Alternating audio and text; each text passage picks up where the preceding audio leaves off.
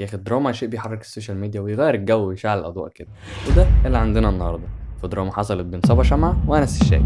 نبدا الاول بان احنا نتعرف على الاثنين. اولا انس الشايب يوتيوبر او سنابر، مش عارف، بس هو مشهور يعني. شغلته في الحياه انه بيخش اي حفله او اي خطبه جواز اي حاجه، يمسك تليفون يصور كل من تواجد على وجه هذه الكره الارضيه، اي انسان. يا عمي ده حتى الراجل صاحب البوفيه ما سلمش منه. وانا مش متعود انه الواحد يهتم فيي، مشان الله لا تهتم فيي، لا تعودني. يعني انا هسه بالليل بدي اصب لحالي، راح اتذكرك راح اصير اعيط. يعني ايه يا ابني، ارحم اهدى. على الجانب الاخر صبا شمعة يوتيوبر بتقدم محتوى عن الطبخ، وهي زوجة احمد ابو الروب.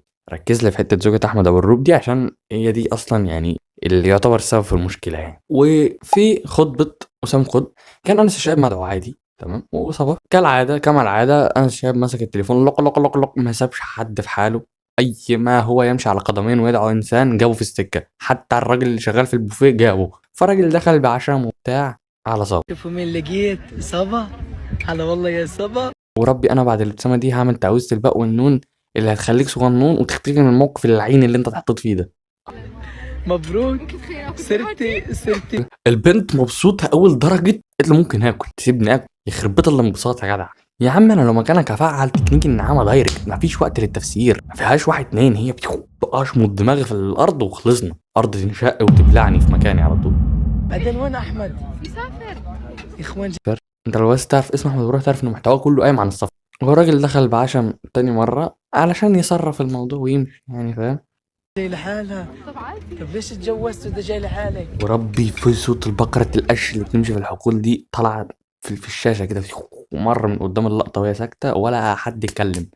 في صوت سكون وصوت صرصور الحقل حل بالأرجاء مرة واحدة بعد اللي هو قاله ده، بعد البصة دي. في هذه اللحظة أدرك أبو حمدان إن جاب العيد. خلينا على محمل الجد بعيدا عن الهزار، بس لحد الآن موضوع تافه قوي يعني، موضوع تافه جدا ملوش أي ثلاثة لازمة من الحياة اللي اتقالت دي، بل بالعكس. يعني هو كان غلط من ناحية أنس أصلا إنه كان بيتطفل عليها وبتاكل. يعني أنت المفروض عايز ده أي حد في الحياة مسكه كده وجيبه وهو بياكل، جيبه بس يعني هيحطه قدامه، حط قدامه كاميرا وهو بياكل. منطقة خاصة حضرتك، ما كانتش فيها أي دراما، عادي خالص عادي جدا. بس سما ما بتعرفش تسكت، بتعرف تسكت على الكومنتات السلبية، وهي كانت قايلة في بودكاست نور ستارز وأحمد كان قايل لا ما بتعرفش. لكن المفروض الانسان يتعلم في اخطائه، يعني المفروض الانسان يتعلم من اخطائه. انت عملتها مره واثنين وثلاثه، ممكن الناس تقف ضدك، يعني ممكن الناس تقف ضدك اصلا. كمان حاجه، انت قلتي له مسحه والولد مسحه، الفيديو انتشرت على تيك توك، يعني الموضوع بره عنه، هو ماله يعني؟ هو ذات نفسه ماله؟ ما اختلفناش ان هو حطك في موقف محرج، بس هو خلاص يعني هو طلع منها. فصبا تسكت، ردت بالكومنت ده اللي هو بتقول فيه ان هو اسوأ شخص. كان في كومنت قبله بس يعني ملوش لازمه. طيب في نفس السكرين اللي انت بتقولي فيها اسوأ شخص، لو تلاحظ تحتها واحده ردت عليك قالت لك انت منافق، يعني واحده اتهمتك بالنفاق. ده اللي أنا كنت بقوله لك فوق، ان انت تبريرك للغلط او ردك على الكومنتات السلبيه ممكن يجيب الناس ضدك. موضوع تافه، كنت لزموا السكوت انتوا الاتنين. طب الاخ العاقل ذو 24 سنه يسكت؟ ابلع كومنت اكبر غلط بحياتي، طيبة قلبي. فكرني بالراجل بتاع تشيبا ازاي ده، نفس الكونسبت، مع اني انا احترمتها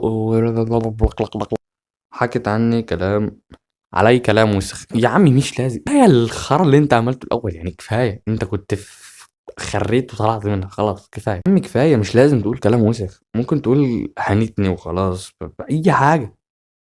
نتكلم في الموضوع الحقيقي او يعني الفيصلي وكده، انه الاتنين غلطانين، بس الاتنين كبروهم من ناحيتهم بطريقه غلط. سواء كانت المفروض تسكت على انتقاداتهم، ما تتكلمش في كومنتس والجو ده، ما تعملش كومنتس والجو ده على تيك توك. الموضوع كان هيعدي وعادي، لان انتوا الاتنين بنفس الحته بتاعت صناعه المحتوى، انتوا الاتنين كده كده هتتقابلوا، سواء في حفلات سواء في خطوبات سواء في اي حاجه، انتوا كده كده هتتقابلوا. بس انا عندي سؤال بجد بعيدا عن كل ده يعني، هو مش الستوريز دي اتصورت وانتوا قاعدين في الحفله وهو كان قدامك؟ يعني ما اتصورتش من بعيد عنك مثلا، انت شفتيها لما نزلت او كان قدامك، فانت كنت ممكن تقولي له مش عجباني امسحها، وانت ليكي كل الحق ان انا امسحها، لان هو ملوش كل الحق ان يصورك اصلا. يعني الموضوع بسيط، انت كنت ممكن تعمل الحوار ده كله ببساطه خالص قبل ما الستوريز تنزل والدنيا حلوه، وكنت تخلي الدنيا بينكم عادي. تعال نشوف تعليقات بعض الناس على الموضوع في الكومنتس يعني وكده. جنى: مالكم تراه صادقة ينرفز مسوي طيب بيستاهل اللي أجاه. طيب طبيعي في ناس هتاخد نص، يعني الصف ده والصف ده، بس انا شايف ان الاتنين كبروا الموضوع على الفاضي. يعني انت هنا ما كانش ليه لازم ان انت قلته، وانت هنا ما كانش ينفع تردي في 2000 كومنت تقولي نفس الكلام، فاهمه؟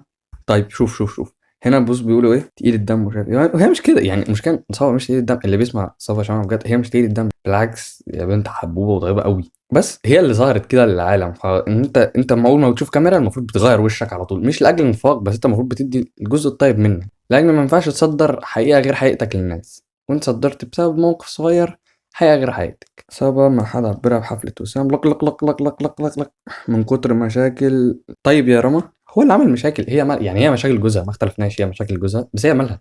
يعني هو حد حتى لو حدش كده هي مالها؟ ملهاش دعوة، هي ما عملتش حاجة. بس ارجع اقول هي اللي عملت في نفسها كده، هي ما كانتش تبين الوش ده من الاول. وفي ناس بتقول ان الموضوع اصلا ان احمد ما راحش حفله عشان هو متخانق مع وسام، ده يطلع في بودكاست ما تجيبليش سيرته، يطلع في بودكاست يقول لك ده راجل مش عارف ايه، فممكن يكونوا بسبب ده، او ممكن فعلا يكون شغل، لان هو فعلا محتواه شغل. يعني احنا بنشوف الراجل ده 24 ساعه مسافر. واخيرا احب اقول ان لازم الحوار ده يفكرنا ان السوشيال ميديا ممكن تعمل من اي حاجه صغيره دراما كبيره، عشان كده لازم ناخد بالنا من الكلام اللي بنقوله وبنعمله على المنصات دي، عشان الكلام بيتنقل بسرعه، الناس بتاخد الكلام على محمل الجد. وفيديو جديد جاي في السكه.